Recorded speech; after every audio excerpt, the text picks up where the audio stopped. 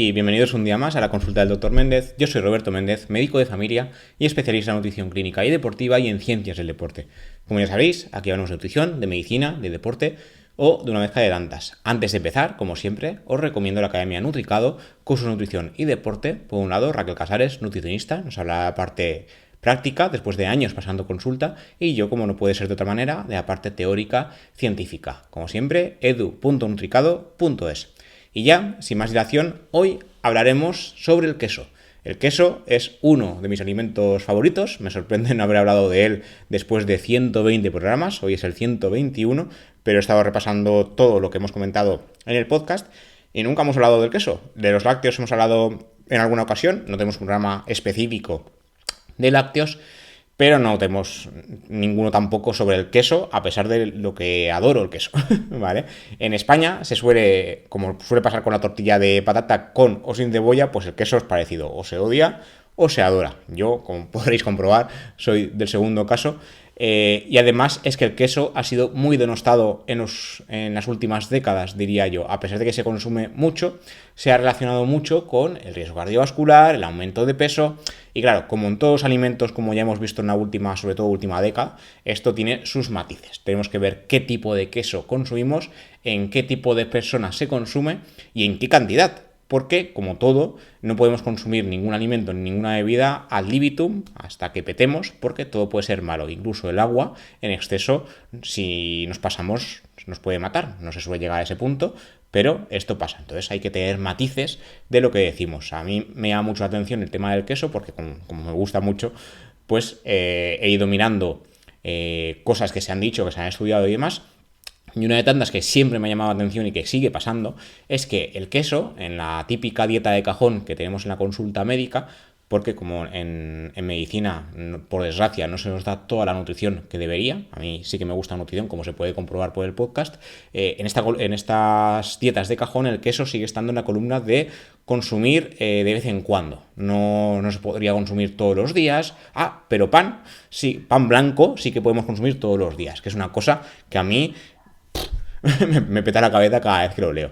En este caso el queso, como veremos hoy, tiene bastantes beneficios para la salud. Dependiendo de la persona se recomendará un tipo de queso u otro, como iremos comprobando. Hablaremos de cómo reconocer un queso saludable y cómo reconocer un queso, que no es saludable, que no se recomienda y que realmente no es queso como tal, ¿vale? Entonces iremos viendo estos puntos. Primero, beneficios. Cómo reconocer un queso saludable, para empezar. Beneficios del queso que se han estudiado últimamente. De hecho, el estudio que comentaré es bastante reciente. Y después los mejores quesos y los peores quesos o cosas que no son ni siquiera queso.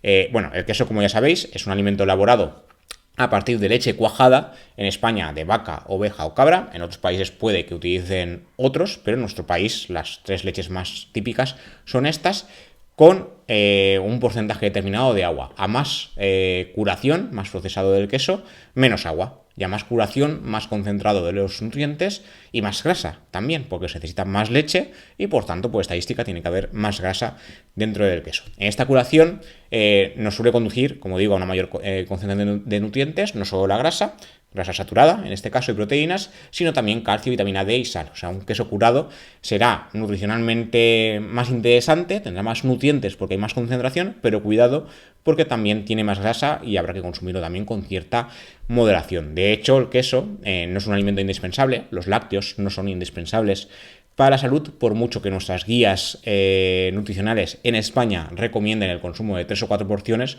de lácteos, realmente no hace falta. Podemos consumir calcio de otras fuentes nutricionales, pero en España tenemos gran disponibilidad de lácteos, entonces se recomienda consumir 3-4 porciones. En la última, si no recuerdo mal, ya recomendaban solo 3 porque hay disponibilidad de las mismas, pero si no nos gusta la leche, los lácteos o lo que sea, podemos buscar otras fuentes de calcio que no son indispensables.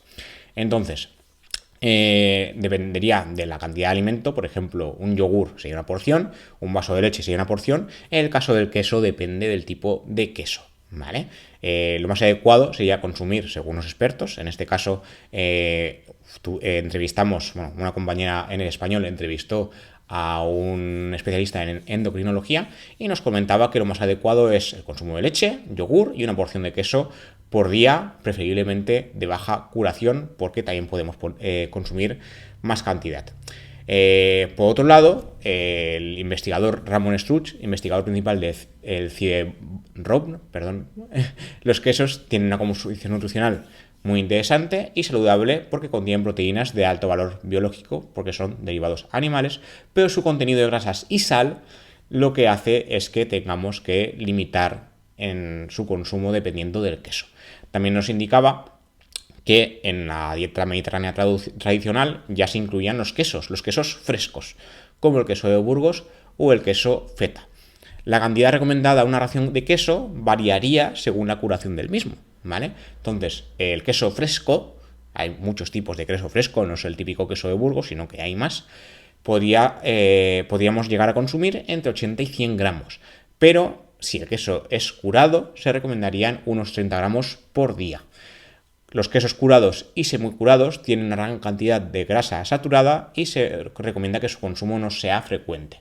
Yo, por ejemplo, voy a temporadas, ¿no? Hay temporadas que cada día como queso semi o curado, pero yo creo que nunca llego a esos 30 gramos. La verdad, nunca lo he pesado. La verdad es la típica cunita pequeñita, normalmente son 15 o 30, o 20, si no recuerdo mal. Pero lo recomendable sería no pasar los 30, porque si nos pasamos a largo plazo, este exceso de grasa y de sal, de sodio, también pueden ser perjudiciales. De hecho, luego comentaremos los beneficios del queso, que también se ha visto que, a pesar de la curación, el queso como tal, como alimento, tiene muchos beneficios.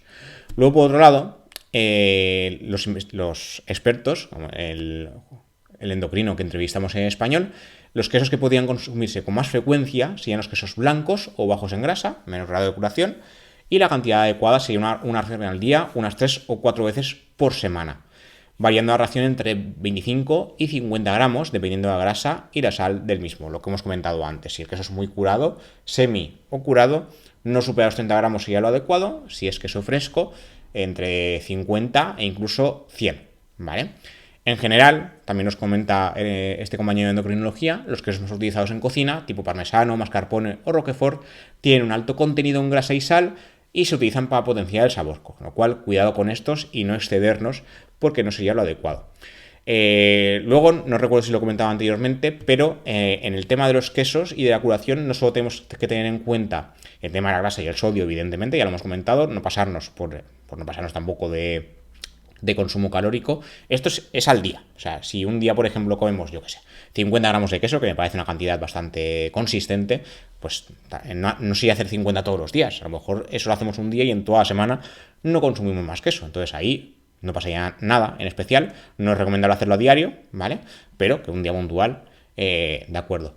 Otro aspecto sería el tema de las intolerancias. Hay gente que es intolerante a la lactosa, pero que sí que tolera el queso.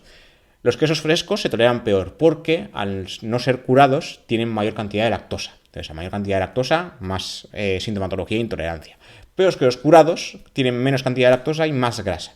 Entonces, pues si sois intolerantes y antes de descubrir la intolerancia os gustaba el queso, yo lo que suelo recomendar es probar la curación del queso. O sea, si os gusta mucho el queso y no queréis dejarlo por nada del mundo, el fresco no sería recomendado en intolerancia, pero el semi y el curado sí, en las cantidades que hemos comentado, sin pasarnos, pero que se pueden probar. Si consumimos un queso curado con intolerancia a lactosa y nos sienta mal, la recomendación es no tomarlo, ¿vale? Eso hay que poner un poquito de lógica. Luego, por otro lado, os quería comentar un estudio reciente que se publicó en Advanced Nutrition, que lo que quiso ver es si el queso es tan malo como nos lo han vendido. Como ya hemos visto, no. Dependería del tipo de queso, habría que consumir una cantidad u otra, pero el consumo de queso en general, como ya ha sucedido con el huevo, no sería perjudicial como nos han contado. De hecho, tendría beneficios en cuanto a mortalidad se refiere o incluso neutros en otras áreas de la salud. Esto lo dice el estudio, no lo digo yo porque me gusta el queso. Entonces, en este caso, el estudio lo que hizo fue una revisión con 35 metaanálisis actualizados, 4 metaanálisis de nuevo y 8 metaanálisis previo. En total, 47 resultados importantes en salud.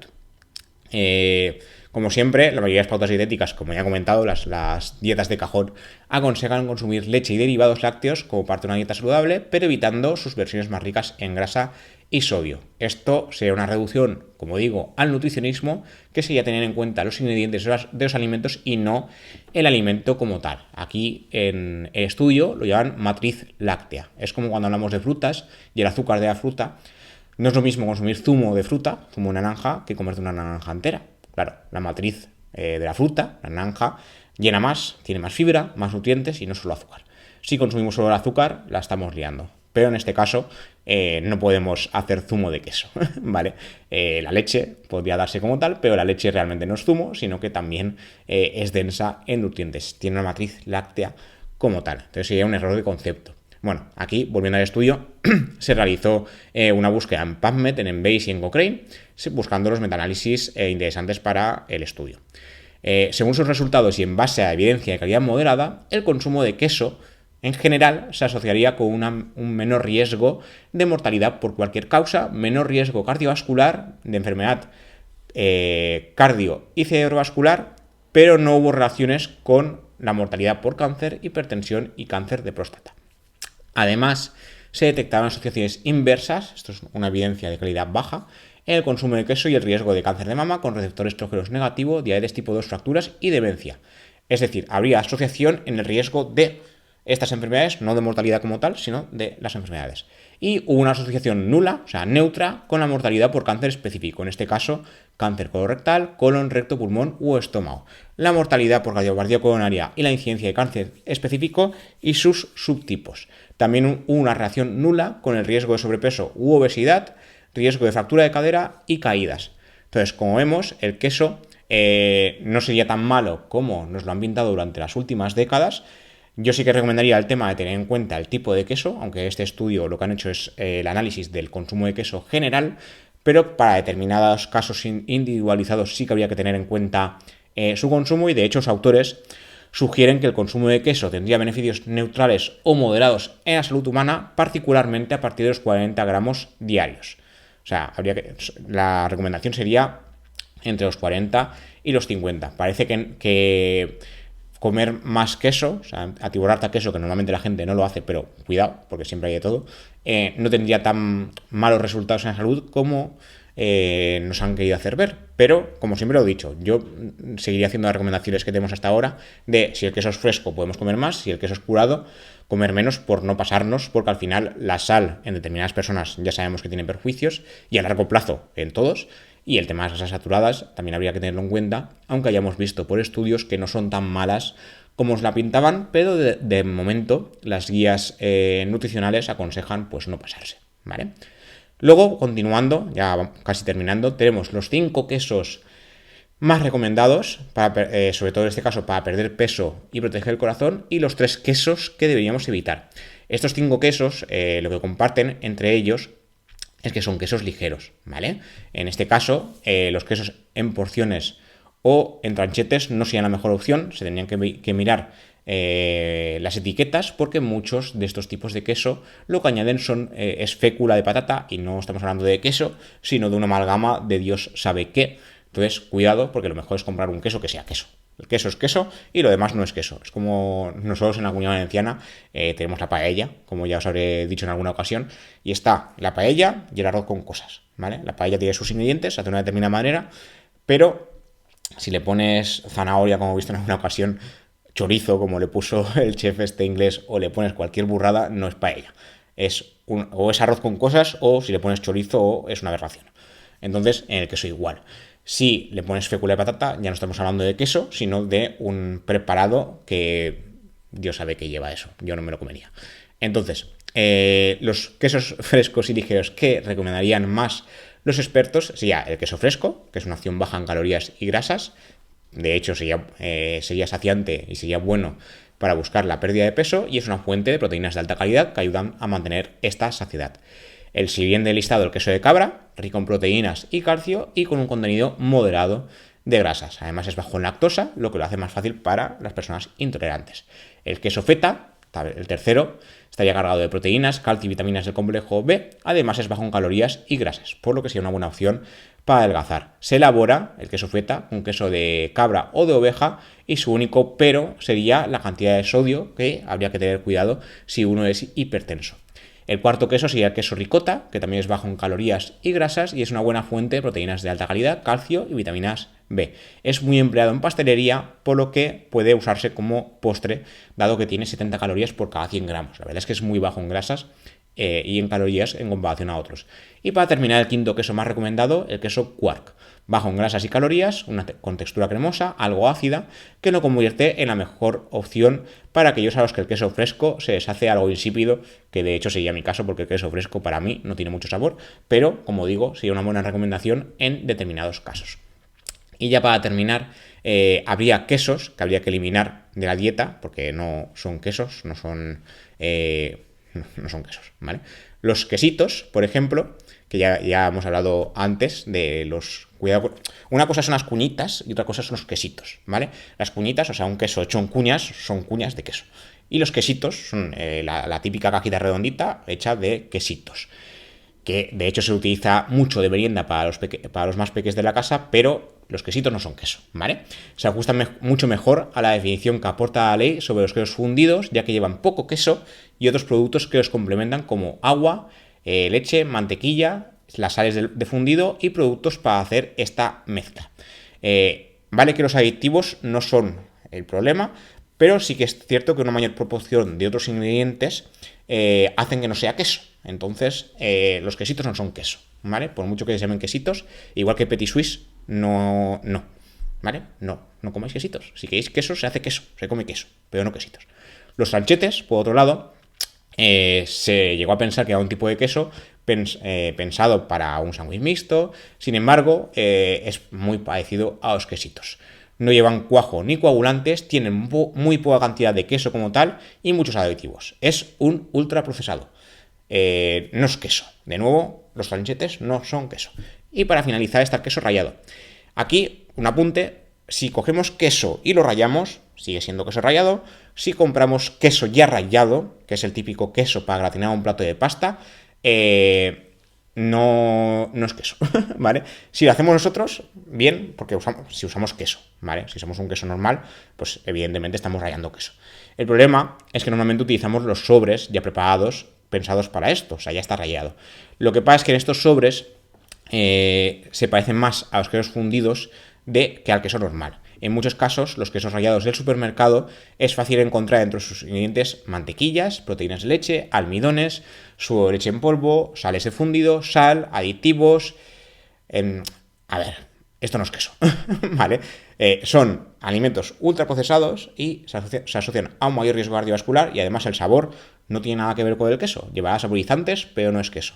Entonces, en este caso, igual que los sanchetes y los quesitos, los quesitos que no son quesitos, lo mejor es comprar queso normal y si quieres rallarlo, fundirlo, usas queso, pero no usas imitaciones malas del queso, ¿vale? Creo que ha quedado claro que soy poco fan de las imitaciones alternativas y demás y que el queso se toma como queso, ¿de acuerdo? Y nada, esto es todo lo que os quería contar por hoy. Espero que haya quedado claro qué queso es queso y qué queso no es queso, ¿vale? Qué queso es saludable, en qué términos tomar un tipo de queso u otro, tener en cuenta cantidades, ingredientes, qué tipo de persona lo va a tomar, cuidado si uno es hipertenso con los quesos crudos, si uno es intolerante con los quesos frescos y mirar un poco las cantidades, ¿vale? Como en todo, hasta cierta cantidad bien, si nos pasamos de cierta cantidad podemos tener problemas. Y nada, gracias por ver esto si lo veis en YouTube o de escucharlo en las diferentes plataformas de podcast, Amazon Podcast, Pocket Cast, Apple Podcast, Google Podcast y las demás plataformas que utilicéis. Como siempre, se sube primero a Qonda y luego podéis escucharlo las demás. Y nada, nos vemos y nos escuchamos en siguientes episodios. Hasta la próxima.